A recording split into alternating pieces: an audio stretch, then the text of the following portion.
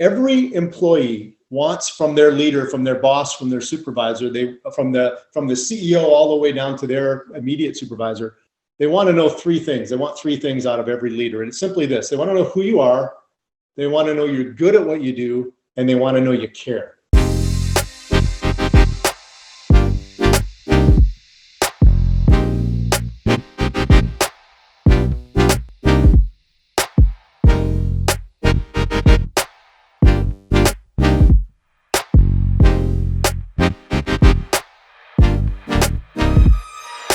Hello, fellow administrators. It's time to get connected to Administrator Nation podcast. I am your host, Josh Madera, and today we're going to be talking about one of the most important subjects out there for administrators and office managers, which is leadership.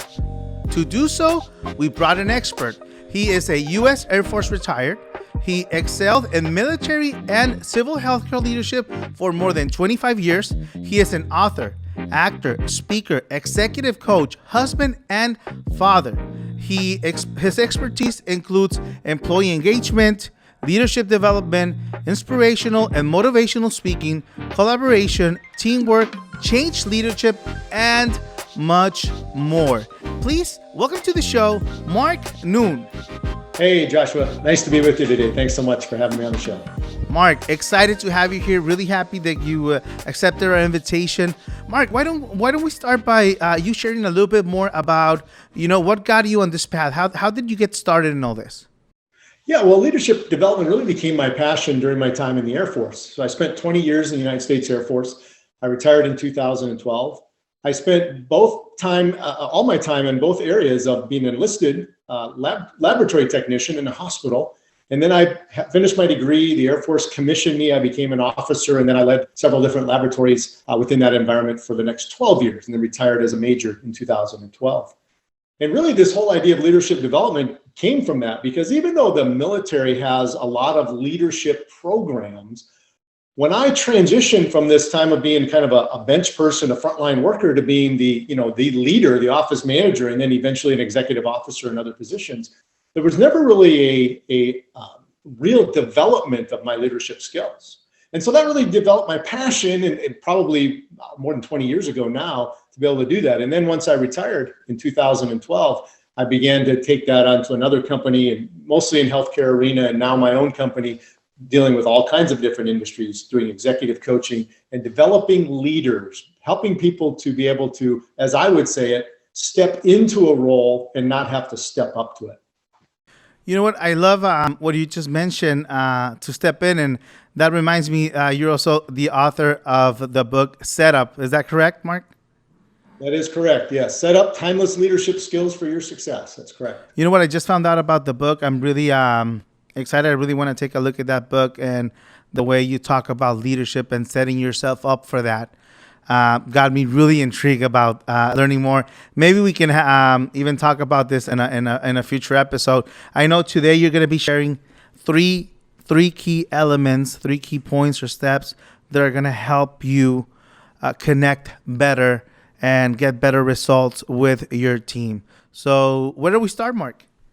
Well, there's so many leadership principles out there, right? And they really are timeless, which is part of the reason why that's part of the title of my book. But there are just some simple things. I wouldn't even call them principles. I would call them more just simple personality type of things that every leader needs to have. And it doesn't mean that because you have a certain personality type, it's really just about who you are and how you connect with the people around you. So we'll talk about those 3 items. And I think it's going to be kind of probably more of a, I can see that, versus a big aha moment for a lot of your listeners. That's great. So I'm excited about it. I already have my pen. I have my notepad. I'm ready to start taking notes. All right. Well, number 1 is really this. Let me just list all 3 of them, and then we'll come back to each one. It's really every employee wants from their leader, from their boss, from their supervisor, from the CEO all the way down to their immediate supervisor. They want to know 3 things. They want 3 things out of every leader. And it's simply this: they want to know who you are, they want to know you're good at what you do, and they want to know you care. So let's talk about the first one, is really who you are. And it's not who you are like Josh Madera or Mark Noon. It's really, who are you as a person? Do you have a personality? You know, I know I've had some bosses who, I mean, they didn't have much of a personality in the sense of, you know, everything was kind of almost robotic. It wasn't even that they connected with people very well.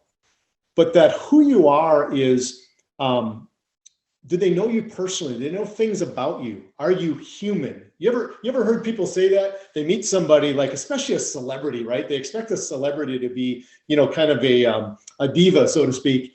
And they meet them and they go, oh, that person's so down to earth, right? That's getting to know who people are. Do they know things about you? Are you vulnerable enough as a leader to be able to take a chance and share things with people that makes you a little bit more human? You probably had experiences like that. Yes, definitely. For me, that's one of the most important things when making a decision about joining a company or staying in a company, because the previous experience that I've had, I got a chance to be part of a company that was only in 2 cities, and I helped that company grow nationwide. We did distribution all over the U.S., Puerto Rico, Alaska. It was a big distribution, but at the end of the day, I didn't feel good of the end result, and it had to do with who that person was. The president, I was the vice president, and it just made me I didn't feel, you know, connected. What do people stand for, right? What are their values? Because that's gonna come back either to help you or affect you in one way or another. So I've experienced that, and this last time. The reason that I decided to join the company I'm in, which is InterraCloud, IT company, it was because I really felt comfortable with that person, with the owner, what he stands for, how he shares with others, and just overall who that person is. It's super valuable. It is. And you use the word values, and I love that, because when I work with executives now, one of the very first things we do is look at their personal core values. Because once you know the core values of your leader, you get to know who they are. For instance, for me, now I'm a military guy, sure, so this is going to sound kind of natural. But as I developed and really understood who I was, my core value, my number one core value is honor. Now, when I think of the word honor, of course, you think of military, you think of the flag, you think of our country, you think things like that. But it's really when here's how I knew who I was in this values thing I never use the word, it's an honor to be here unless it's really, really something incredibly special or important. Like I've had twice in my military career where I've been able to present a flag to a fallen military member, and I've presented that flag to their family. That was a true honor, right? Yeah. But so I don't flippantly use that word. You know, it's not that I don't feel privileged or a pleasure to be somewhere. It's just got to be a really high thing, and that's who I am. And as we understand the core values of the people that we work with, the people we work for, I think that's, and you said that so well, that's how we get to know them. And the same story like yours, I had a friend literally this week who gave up a 16-year career at a very, very popular nationwide restaurant because of his boss. His boss had become so unbearable to be able to work for, that even after 16 years, I mean, he's doing very well in this company, loves this company, but he had to go away because they weren't going to do anything about the boss, and he was not going to stay there anymore. Yeah. So that's why it's so important for people to know who you are. And you know what the bad part of that is that a lot of times the leadership in companies, the owner, the president, they end up blaming the employees that, you know, that they're not committed, that they don't stick around, that there's all this hopping from one place to another. And they have 10 different things on their plate to blame things on, and it's never them. It never comes back to, hey, maybe my leadership, maybe my communication, maybe what I represent is not on point. Exactly. It is so very true. And if we realize, I mean, statistics after statistics, you read all these reports, people join a company because they think the company is a great company, and it is, but they leave because of their boss, right? They leave because of who that person ends up being, or they don't understand who that person is, or they've never really communicated well who they are. Hey, Mark, so this brings me to a question. What can an administrator do with this scenario, because the administrator, we know that they're in the middle. They're between the president or the owner and the rest of the employees. And how can they handle a situation like this? How can they communicate, maybe if it's needed, to the boss, or what kind of things can they do to improve or be more successful in this first phase?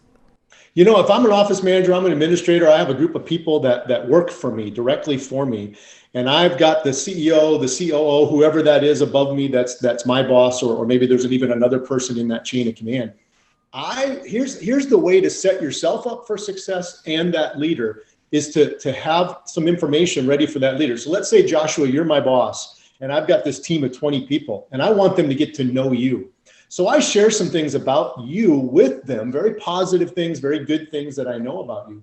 But what if I came to you and I said, hey, Joshua, I've got some people in my department. I want you to come and recognize. I want you to speak to them. I want you to tell some things, about what good things we're doing in our department. And I give you that information, and I set it up for, Thursday at 10 o'clock. Joshua's going to come by. He's going to talk to the whole team.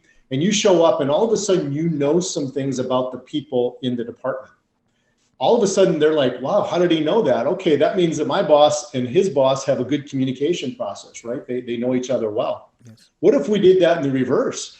What if I shared a few things that I knew about you that I was allowed to share? Nothing, I don't want anything too personal, but something that means something to you, that's valuable to you. Or I shared with my team your values, and I found out honor was a big value for you, like it is for me. And I told that to my team. Let's say you come to visit my team, and one of my folks, I've got them kind of prepped for this, and they say, hey, Mr. Madera, can you tell us why honor is your number one value, or why respect is your number one value, or family is your number one value? And all of a sudden, it opens up this dialogue, and it makes you human, right? But as a leader, as the administrator, that middle person, you've set that boss up for success, and you've set your people up for success. Plus, what does it do? It makes you look really good as a boss. Yes, I love it. Pretty much, you're setting the alley-oop for the slam dunk for the owner, for the president. Yes. And where I really learned this was my military days, when we would have a high-ranking official come to our facility. We would literally prep for days, and we would run through these dry runs where we would have predisposed questions or information available. And even though that sounds a little robotic, it still set them up for success. And so the general or whoever was visiting would come in and know something about one of our frontline workers, and is like, wow, how did you know that? I never, nobody else knew that outside of our department. And all of a sudden, this person's recognizing them for that. It makes them very connected. Great. I love it. Yeah. I'm taking my notes. I think that's a great way of doing it. Being a facilitator for your team and helping set up your boss, your president for connecting, right, for connecting with the rest of the team. And then it becomes really natural, for that leader. You're my boss, and it becomes natural now for you to come and connect with my team even more often. And even maybe I'm not even there at the time. You just kind of swing by to say, hey, what's going on? And because you've already built that connection, they know who you are and they feel comfortable. Mark, so what would be a recap of number one then? Basically, how do we sum it up? Right. Number one is really all about being vulnerable, letting people know who you really are. A lot of times as leaders, we want to put on a front, or we want people to think we're this. And it's okay in the sense of we want to at least get to that point where we are that person. But to know who you really are at the core of who you are, that's why those values are so important. Great. So be open, and sounds great. So Mark, what do you think that would bring us, Mark, to number two? So number two is really about, are you good at what you do? Are you a good leader? And again, you might be new to the position. You're a new office manager, you're a new administrator. Do you have to be excellent at it already? Probably not. Or maybe you didn't have a lot of leadership training. Like me, when I literally, Friday, I'm an enlisted laboratory technician in the Air Force. Tuesday, I arrive at my next duty station, and I am now an officer in the United States Air Force. I'm the director of the laboratory. What was my training to be a lab director? A weekend to think about it, right? That was it. I had Saturday, Sunday, Monday, and Tuesday, I'm supposed to be the leader. if I don't have those skills, am I at least willing to figure out how to get them?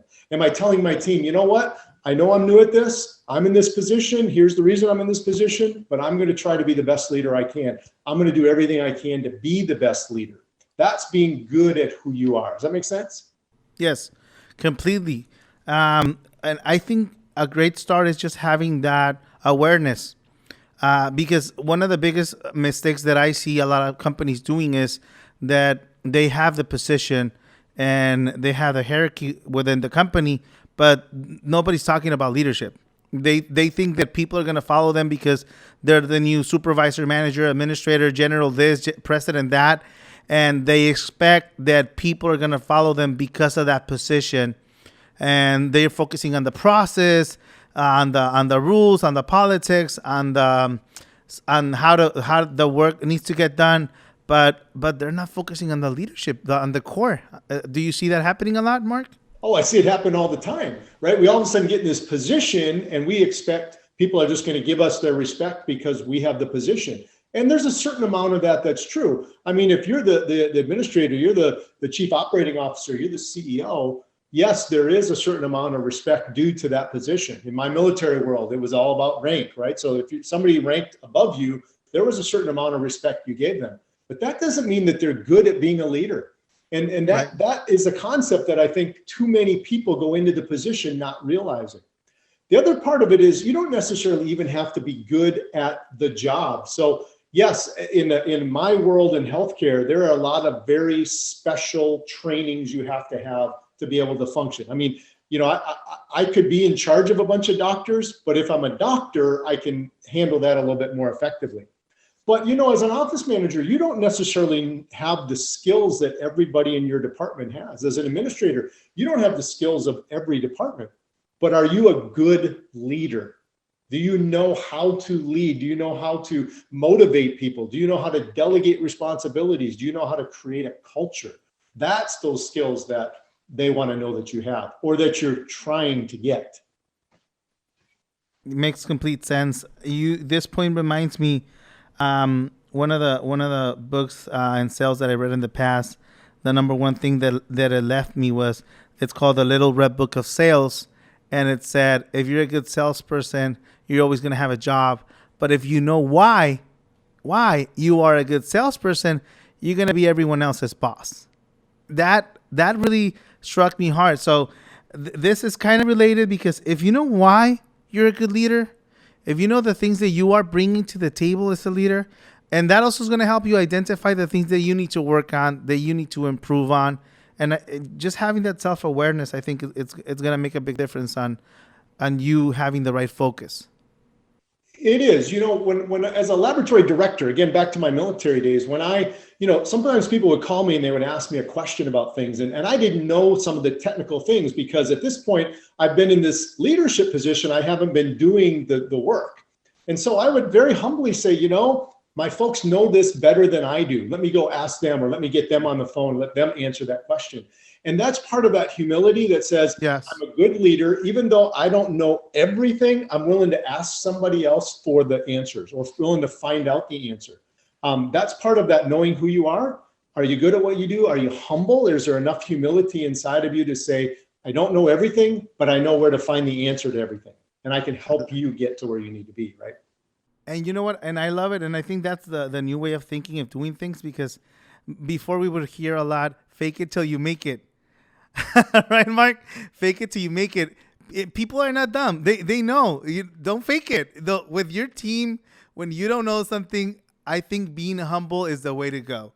You know, you don't want to fake it till you make it with your team and with those type scenarios. But you have people out there still with that mentality, I think.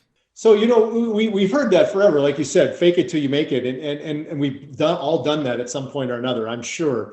But at the same time, I think humility is what will connect people to us. Humility, being vulnerable, being able to say, you know, I just don't know, but I'm learning, I'm getting better. Can you teach me? You know, people don't have a problem with following you as a leader as long as you're willing to be humble, as long as you're willing to be vulnerable. Eventually, they do want you to know it. They want you to be that person, that authority when it comes to leadership. So if you sit back and you don't try to grow and you don't continue to get better, they're eventually not going to follow you. But certainly when you make that connection and people know who you are and they know you're good at what you do, they will pretty much follow you anywhere you want them to go.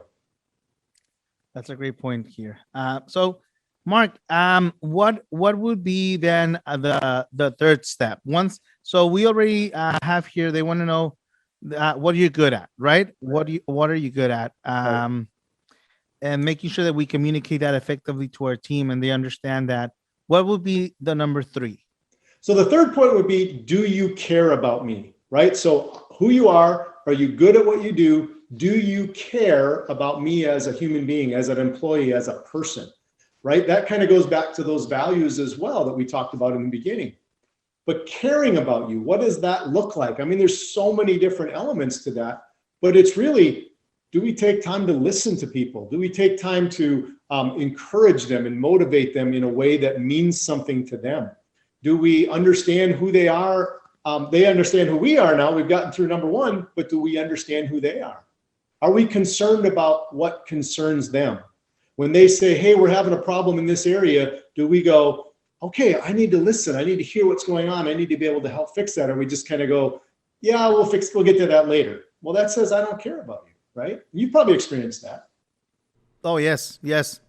I think that's one of the biggest qualities for me that leadership position that you should have, having that empathy of caring about others. One of the biggest attributes that I give to the success when I was managing people back at Metro PCS, I was leading a group of more than 100 people there, and my key tool that I had was, let's say my goal was to do 15,000 activations for that month. I didn't have one goal of 15,000 activations for the month. I had maybe 20 goals of my team members. So I had all the goals of them, what they wanted to achieve. Were they trying to become a full-time? Were they trying to become an assistant? Did they wanted to become a manager? Like, I knew their goals. I had them written down. I would help them create a plan for their goals. So my focus was, how do I help them achieve that growth? How do I help them go to the next level? And a lot of the leaders and managers out there and administrators, we see them, they have a vision board. They have a vision board of the car they want, the house they want, the vacation and the family and everything they want. And when your employee comes into your office and they see that, there's like, great. Like, so many employees think like, oh, I do all the hard work so they can buy their car and they can get their vacations, they can do this. What would be their mindset or the feeling they're going to have if they come into your office and you have a vision board of them, of what they want to achieve, of what they want to accomplish? If you have a little space where you have their goals, maybe the car they want to buy and how they're going, or the apartment they want to buy, or the house they want to buy, or the cup, whatever, but showing that to them that you really care, that you really have that empathy. And when I say showing them, because nowadays we're so accustomed of people talking and saying, yes, I care, but the actions are not backing up the reality, right? What do you think, Mark? Great example, great points. Words don't mean anything if we don't back it up with our actions. Anybody who's been married any length of time knows that as well, right? Anybody who has children knows that. You say things, but your children know what it means. You say maybe means no, right? I mean, but your actions are what's gonna back that up. That's a great example in your department. The other thing about the caring is knowing what is not just their goals, but what's important to them. So if we think about what motivates me, there's a lot of studies out there generationally from, the millennials and Generation Z to Generation X to the boomers. They're all motivated differently, statistically. Again, there's always differences, but they're motivated statistically this way. The majority, in fact, more than half of millennials are motivated by public praise versus a monetary bonus. So, I'm a Gen Xer, right? So you're a Gen Xer. So we're in this category that typically, if we have a $500 bonus, we're going to go for the bonus. The millennial might go for the email sent to the whole company that talked about the great thing they did. I can't Right. fathom that in my brain. Like, who cares about an email? Give me $500, right? But if we know things about our people, it says something that we care about them. I even use it like this in such a simple example. You know, so Josh, tell me, what's your favorite candy bar, your favorite candy? Reese's. Reese's, right? So if I know that, I'm your boss and I know Reese's is your favorite, and I just want to say thank you one day for doing a good job on something. It's just a simple little gesture, right? And I bring you a Hershey bar. You're not going to complain. You're like, chocolate. Okay, I'll take it. Yeah. But if I bring you a Reese's, that's one step up, right? That's because I listened to you and I found out what your favorite thing is, right? Maybe it's how we motivate people. What encourages them differently than others? You might have 25 people in your department and they're all motivated and encouraged differently, which means we've got to listen and pay attention to what's important to them so we can connect that motivation, connect the reward and recognition, connect the goals to what's important to them. Simple, right? Yes, that's a great point. I personally have to write it down because I always forget, especially now with so many different type of coffees out there. Like, what's your favorite coffee? And then I'll forget when I want to buy it because Right? it's a mocha, dupa, triple latte, and it just gets really crazy now. Right. Starbucks has made it a little more complicated for us to be able to reward people with coffee anymore, right? It is. Yes, it is. Just here's a black coffee with some sugar. There you go. Yeah. You know, some of the other things about how we know that the people know that we care about them is really not just listening, but how well we communicate. Do we communicate good expectations? Do we tell them, here's what I need from you? And then they give you feedback as to whether they can deliver that. Or do we respond to things that they tell us? Imagine this scenario. You send a message to your boss. You're in a larger company and you don't always see your boss all the time. And so you send a message. And so here it is. Today's a Wednesday. We're recording this on a Wednesday. And I send you a message. You're my boss. And I don't hear from you today. I'm like, okay, no big deal. He's busy. He'll get to it tomorrow. Tomorrow, I don't hear from you. You don't respond to my message. Friday goes by. You don't respond to my message. I'm over here thinking, oh my gosh, Joshua doesn't care about me anymore. He's not paying attention. I'm not important, right? All these things are going through my head. I didn't even know you were on vacation for 3 days. That's why you didn't answer my email, right? Wow. Yes. But what, or maybe it's, you don't know the answer to my email yet. And so you don't respond until you know the answer. But yet I'm on the other side of this going, oh, he's not responding. He's forgotten about me. I'm unimportant. I'm not valuable. So there's things like that where we can just simply respond and say, hey, Mark, I don't know the answer to your question yet. I'll know by Monday. Is that okay? Yeah, I just want to know I was heard. I was acknowledged, right? That's that caring. Definitely. I think you're completely on point, Mark. Those little things, I don't think there's like one big magic thing that you can do to have everything great. It's just a lot of small little details that when you put all those little things together, you're at a different level. You're just Right. getting different results, and those little things make a big difference at the end of the day. They do. And in some arenas, we call those soft skills, right? Yes. But they're so hard to do. So are they really soft skills? They're soft skills, but they're hard to do. I say it like this: it's simple things, but they're not always easy. We don't always have time to sit and listen to all these 25 different things from 25 different people. But we need to be able to take time to do that. We've got to figure out how to manage our time more effectively to be able to do those kind of things. Yes. So who you are you good at what you do, and do you care? Now, even as a manager, a leader, a director, administrator, CEO, frontline supervisor, how do those very same principles apply to our customers, our clients in the healthcare world, our patients?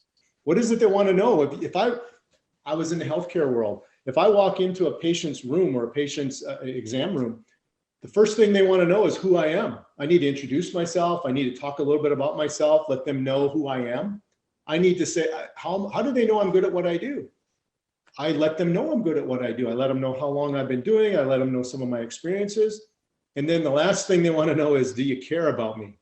And it's amazing to me that a person can walk out of an experience with a real estate agent, an experience with a healthcare provider, an experience with an office manager in some business, and everything was done well from a business standpoint, but yet the person walks away and feels like they weren't cared about or that people were uninterested in me. And they'll go, I'm never going to shop there again. I'm never going to visit that place again, right? Same exact thing as with your boss. You know what? I think the way you just put it, Mark, really helped me open my eyes a little bit more. And 3 words came to my mind as you were explaining those 3 steps that we've been talking about, focusing with the client and what this creates or what this develops. And those 3 words are security, trust, and confidence. You know, I think that's something that you achieve once you let them know who you are, what are you good at, what do you represent, and then that you care about them. When you align those 3 things with your team or employees or with your clients, I think that that's a great formula to help you create security for them, gain trust, and confidence. Yes, exactly. Those are some great words. And, you know, people feel confidence. I love that word confidence, because if they have confidence in you, even though you don't know all the answers, they're still confident that you're either going to find the answer or you're going to hook them up with somebody who can get the answer. You're going to figure it out. You're not just going to forget about them. And then that builds that trust that you're just talking about. And then people feel secure in their job. They feel like I can go to work every day knowing what to expect, right? You ever have that boss that you showed up for work on certain days and you didn't know how they were going to act? And so you didn't know if it was going to be a bad day or a good day, right? Yes. But if you have all those things aligned and your people know that well, I love those words. You feel secure and you can go to work with confidence and trust. Great, great, great way to put all those 3 together in those 3 words. That was nice. Thank you, Mark. Thank you, Mark. And then the other one, when you said that crazy boss, like it's like playing Russian roulette when you don't know what you're gonna get, right? When you go to work. Right. And then if you're hopefully that's something that we can talk about in the future. And I know it's one of the things you cover. We were talking about earlier about emotional intelligence, and you know, so many things behind that. I'm super happy, Mark, that you and me are building this relationship and communication. I think this is going to be the start of something great. Absolutely. I definitely see you coming back to the podcast, adding more value to the community, and we do more things together. Because and the reason that I see that is because I think we connected when we had the pre-interview. We were talking about how it's really important for both of us to add value and help people, you know, achieve their success and their potential. And we're definitely in the same frequency. And I thank you for that, Mark. I really feel that we are, you know, on the same page. I appreciate that very much. I felt it as well. I think, you know, we this flowed really well. You had some great, I love the background that you have and the examples that you had to be able to tie into what I was saying. So thank you for sharing that. I love it, Mark. So there's a lot of things that you do, a lot of you know, courses and training for enterprises, for individuals. Can you tell us a little bit more about that, and how can people get a reach of you? Yeah, so we have a website. Our company is called LeadershipTen, and it's spelled out TEN, LeadershipTen.org. You can find all of our services. We do a lot of workshops, especially in this virtual environment. We're doing a lot of multiple workshops, meaning instead of doing a 3-hour, you know, in-person workshop, we're doing some online. We'll do an hour this week, an hour next week, an hour the week after kind of workshops. I do a lot of speaking events. You can find me on that website as well. Also, our other focus is coaching. We do a lot of executive coaching, a lot of team coaching. So again, leadershipten.org. You can find me there. Mark@leadershipten.org if you want to email me. LinkedIn is probably another place that you'll see a lot. I do a lot of posting throughout the week. I also post these podcasts and such there. So you can find me on LinkedIn and connect that way. So happy to talk with anybody who's, you know, looks at this and says, you know, I want to be a better leader. What do I need to do? We're here to help you. Once again, thank you, Mark, for participating in today's episode. And I want to invite our listeners to make sure that you join our community by simply going to administratornation.com. That is administratornation.com. Or feel free to follow us on LinkedIn, Instagram, Facebook, YouTube, wherever you feel more comfortable. And I want to give special thanks to our sponsor, Enchera Cloud, who focuses on making technology better in every way. If you need anything related to technology, phones, data, backup, security, you want to contact them. See you next time. Once again, Mark, thank you. Hopefully we have you as a guest soon again. Thanks, Joshua. Pleasure to be here.